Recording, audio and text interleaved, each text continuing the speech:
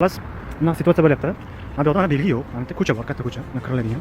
Mana bu yoqda esa to'xtab turish taqiqlanadigan belgi bor. U belgi lekin strelkasi pastga qarang. Hozir uni ham ko'rsataman. Bittaga polniy mashinalar hammasini jarimaga tortyapti.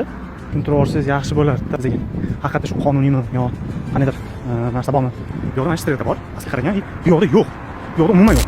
Videoni o'zingizlar ko'rdinglar. Bu o'zi birinchi marta emas. Bunga o'xshagan holatlar juda ham ko'p bo'lyapti. Oxiri video qilishga majbur bo'ldim. Tushunib olinglar. Shu 27 to'xtash taqiqlangan belgisi chiqadigan bo'lsagina ta'sir boshlanadi. Chiqdi, boshlanyapti. Mumkin emas.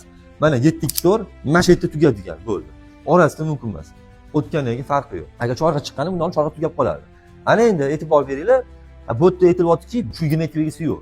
Lekin shu yerga kelib ayrim ichki ish xodimlari bayonnoma tushayotgan ekan. Demak, belgi chiqmaganiga ta'sir ham boshlanmayapti. Men belgi bu yerda olib tashlasa ham bo'ladi, kerak emas belgi. Chunki yo'q chorrahaga o'xshab, chorrahada shunaqa ham tugaydi agar belgi bo'lganda. Qachonki belgi qo'yadi, ta'siri boshlanadi. Ana o'shanda to'g'ri bayonnoma tuziladi, agar tuzilsa bayonnoma. Bitta iltimos qilib qolaman, ayniqsa PPS xodimlariga, sizlarga vakolat berildi, gap yo'q, yozyapsizlar, lekin bitta yo'l harakat qoidalarining kitobini olib, o'zingizga kerakli bo'lgan joylarni o'qib chiqsanglar, maqsadga muvofiq bo'ladi. Shundagina ayrim haydovchilarga noo'rin bayonnoma rasmiylashtirmasliklar va to'g'ri ish qilardinglar. Yo'l harakat qoidalariga rioya qilinglar.